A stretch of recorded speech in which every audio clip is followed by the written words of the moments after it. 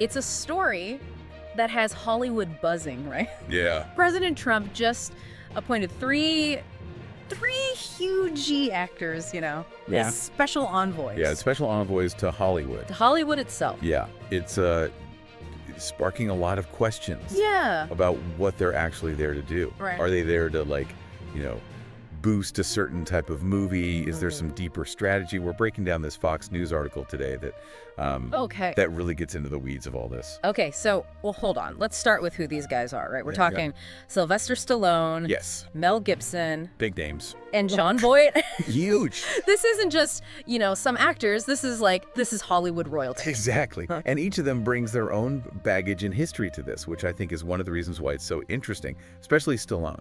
He just recently made headlines, comparing Trump to George Washington. Some big gala. Oh, wow. Okay, so, well, that's a bold statement. So what did Trump actually say, like, officially about what their roles are? Well, he kept it pretty vague on Truth Social. Okay. Saying these envoys are here to bring Hollywood back. Okay. Bigger, better, and stronger than ever before. Okay. But how? Right. Like, that's what everyone's trying to figure out. So it's a mystery. Yeah, kind of. Yeah. What are the experts saying about what these guys are actually supposed to do? So there's two main theories floating around right now. Okay. One is that they're there to try and, deal with this thing called runaway production. Oh, right. I've heard about that. Okay, so for people who don't know, what is that? Basically, more and more film and TV productions are choosing to film, outside of California. Right, and why is that a problem? Well, it's a huge hit to Hollywood, Right. economically. Oh, yeah. Because when a major production leaves, it takes all the jobs and revenue with it. Right. The prestige. Like, a good example is that recent Star World series. Yeah, yeah. They decided to film in Ireland because of the tax incentives and locations, which cost California an estimated $200 million and hundreds of jobs. Wow, 200 million. That's insane. Okay, so these envoys could be tasked with, like, luring those productions back. Potentially. But then there's this other theory, Yeah. which involves China. Okay. So some experts think that these envoys might be trying to smooth things over so that China accepts more Hollywood films. Oh, that's interesting. Okay, can you explain that a little? Yeah, so China has become like the world's second largest film market. Oh, wow. And they're really selective about what foreign films they let in, Yeah. which means huge potential audience for Hollywood, Yeah. or a huge loss if they can't get their movies in. Right, right. And now, think about the envoys, right? Like Mel Gibson, for example.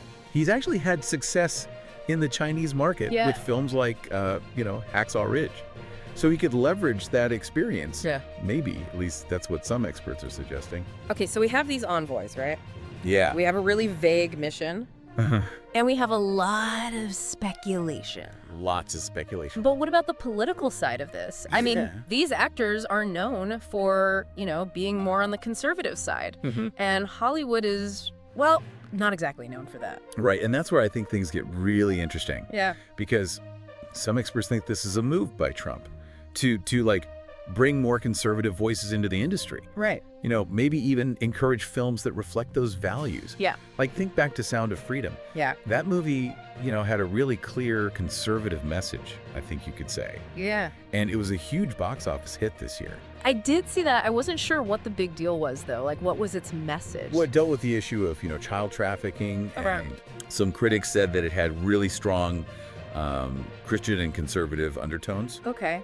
But regardless of where you stand on that, its box office success proved that there's an audience for that type of content. Right, right. Okay, so is Hollywood, like, freaking out about these appointments? I can only imagine some mixed reactions, to say the least. You're right. The response has been all over the place. Some people are cautiously optimistic. Okay. Like Jason Cherubini, he's a film critic, and he thinks the impact will be more symbolic, He says it could open doors for a wider range of productions, beyond the typical Hollywood fare. Okay, so not everyone's, like, running for the hills. Definitely not. But then you have Scott Handwanis, he's a producer, and he's warning that this could create a lot of friction due in Hollywood's, traditional leanings. And then you have Jon Voight himself, who has been very outspoken about what he sees as a a decline in Hollywood values over his career. Right, right. And he seems to think that Trump and these envoys can kind of turn things around. Okay, so we've got all these differing opinions and these potential clashes brewing, but let's not forget that Hollywood is also dealing with some major, real-world problems right now, like those fires in Los Angeles. Oh, yeah, those are devastating. The pandemic's lingering effects. Yeah. And last year's writers and actors strikes Yeah, huge. really threw the industry into chaos. Definitely. Absolutely. I mean, billions of dollars in damage from those fires, not to mention the impact on, like people's lives, Right. production schedules, all that stuff. It's crazy. And the strikes, too. I mean, they really showed how much tension there is, between studios and, like, the creative people. Right. Something these envoys might have to deal with, too. Right. It's like trying to fix a car while it's driving down the highway. You know what I mean? So how do these problems, like the real world problems, how do they tie into what the envoys are supposed to be doing? Like, could they actually help bring productions back to California with all this, chaos happening? Well, that's the big question, right? Yeah. I mean, some experts think their focus might not be just on California. Okay. Remember we talked about tax incentives? Yeah. Places like Georgia and Texas, they've been offering these, really attractive deals Yeah. to get productions to come to them. And it's a trend that's only growing. So even if they manage to convince studios to stay in the U.S., Yeah. California could still lose out. Exactly. It's all about competition. Right. Some experts think that that the envoys might try to push for better tax breaks in California. Yeah. To make it, Okay. So more competitive. Right. But then you have to ask, would that even be enough? Yeah. With all the other challenges there, like cost of living and the risk of natural disasters, Right. Well, I'm curious about the actors themselves. Like, what do we know about how they feel about all of this? I mean, they had to know this was going to be, a controversial move. Yeah, we have some hints, right? Like Mel Gibson apparently joked about it, Yeah. asking if the job came with like an ambassador's residence or something. Yeah. So he's approaching it with some humor, at least publicly. Yeah, that sounds like him. Yeah. Always with a good one-liner. But what about Jon Voight? I mean, he's been a pretty big Trump supporter. For a while now. Right. So is he taking this seriously? Yeah. It seems like he's totally on board with the whole mission. Yeah. He's, talked about seeing a decline in Hollywood values over his career. Yeah. And he thinks this is a chance to actually make a difference. Okay. Whether he can or not, that's another question. Right. They're not running the studios or anything. Well, you know what I mean? Do you think this is more about symbolism than like actual change? Like a way for Trump to just say he supports a certain type of storytelling? That's a good point. And this is all happening at a time when Hollywood's already dealing with so much uncertainty, right? Yeah. I mean, it's like adding fuel to the fire. Some experts are worried that these envoys, even with good intentions, Right. could just end up deepening the divides in the industry. So it could backfire. Like, Right. instead of bringing conservatives and Hollywood together, it could push them further apart. Yeah, it's possible, especially with how divided things are politically right now. Mm-hmm. And we can't forget about all those those practical challenges, right? Right. Pandemic, strikes, fires. It's a lot. Yeah, real problems that need solutions, and it's not clear how these guys fit into that. Okay. So much uncertainty here. A little bit of Hollywood drama and potential for good or bad, right? It's a lot to keep track of. I feel like I need a flow chart or something. So let's try to just lay out, like, what are some of the possible outcomes? Okay. Good and bad. So, best case scenario, Yeah. these envoys are like a bridge, right? Okay. Between Hollywood and conservatives. Maybe they encourage more types of stories being told. Yeah. Maybe some productions come back to California. Right. Maybe they even help deal with some of those practical problems we talked about. That sounds pretty optimistic. Yeah. Well, that's the best case. Right. What about the worst case? Worst case, I mean, their presence just makes things worse. Okay. The divides get deeper, Right. Creative people feel alienated, and they don't really have any impact on the actual problems. So they just become symbols of division Right. instead of unity. Yeah, exactly. And it's important to remember that even with the best intentions, Yeah. they're working within a system that's under a lot of pressure already. Right. It's not like they're walking into a party, Right.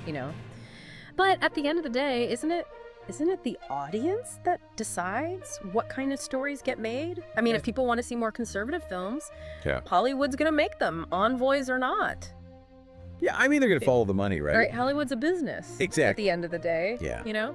And I think it's interesting to think about, like, what this all means Yeah. for, like, the influence of art and entertainment, you know? Huh. Like, are we just, passively watching these stories? Yeah. Or do they actually, like, change us? Whoa. You know? Like, do they shape our values, our beliefs? Yeah. Are we a reflection of Hollywood? Yeah. Or is Hollywood a reflection of us?